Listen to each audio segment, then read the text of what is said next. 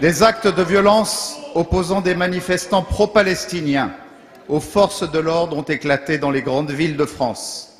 C'est la première fois, Monsieur le Premier ministre, depuis la Libération, que l'on investit une synagogue, que l'on s'attaque à un commerce au motif qu'il vendrait des produits juifs, et avec tout le groupe UMP et sans doute un certain nombre de députés ici, je veux dire à la communauté juive de France toute notre émotion. Une fois encore, la France doit donc malheureusement subir des violences communautaires. Et face à cela, le président de la République n'a pas su répondre aux questions des journalistes hier, en se contentant comme une évidence que la seule chose qu'il souhaitait, c'était la paix. Ça n'est pas une proposition d'initiative qu'il a apportée. Les événements démontrent que la République est en danger et que certains veulent mettre en péril l'unité de la nation en instrumentalisant ce conflit pour l'importer sur le territoire national.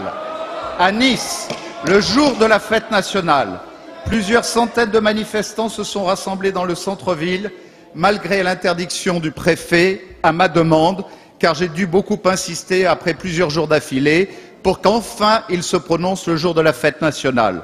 Il s'agit d'une provocation intolérable.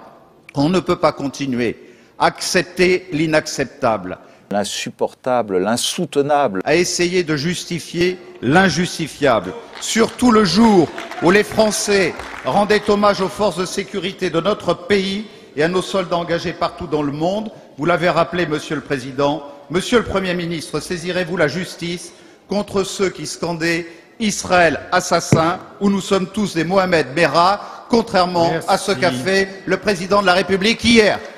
La parole est à Monsieur le Premier ministre Manuel Valls. Monsieur le Président, Mesdames et Messieurs les députés, Monsieur le député Estrosi, moi je souhaiterais que la Shoah, l'extermination des Juifs, le génocide, doivent être sacralisés, sacrés.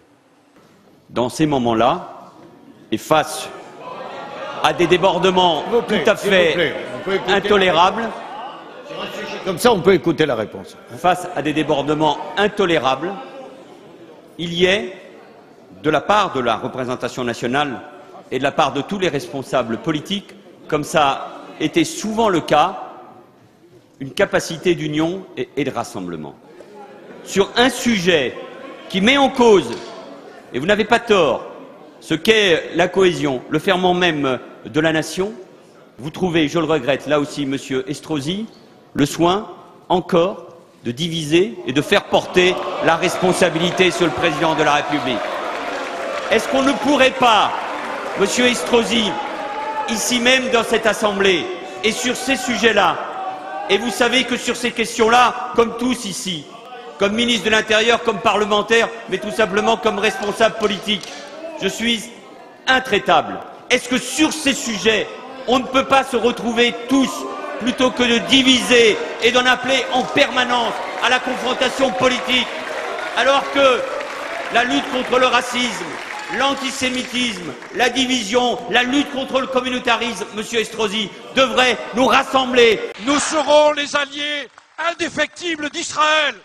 Au nom même des valeurs de la République.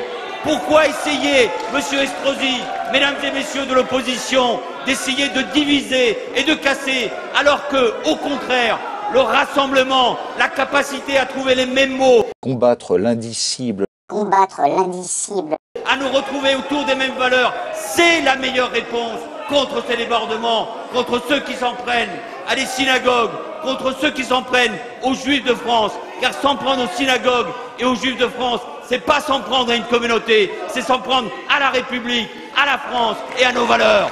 Et c'est ça qui devrait être en permanence rappelé. C'est ça qui rendrait, y compris, Monsieur Estrosi, plus forte votre question et plus forte votre interpellation.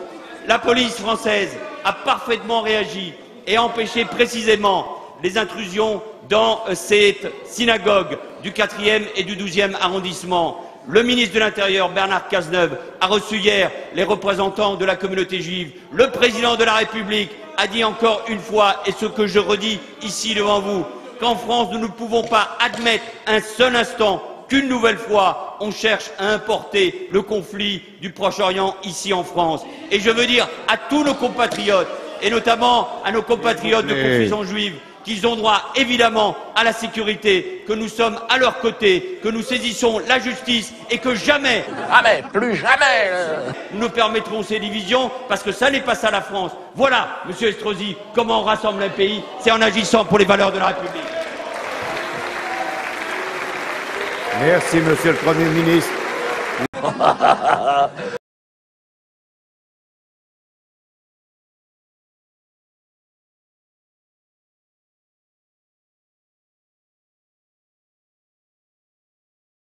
Une fois encore, la France doit donc malheureusement subir des violences communautaires.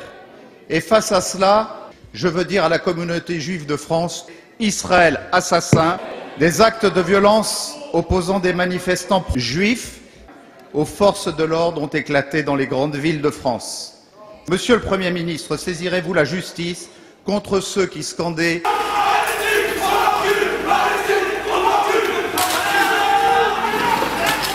où nous sommes tous des Mohamed Merah, juifs. Dès le lendemain, ça ne m'a pas empêché de dénoncer le fait que M. Valls veuille par ailleurs imposer aux policiers, aux gendarmes Justement, de porter... ça, vous avez... L'étoile jaune.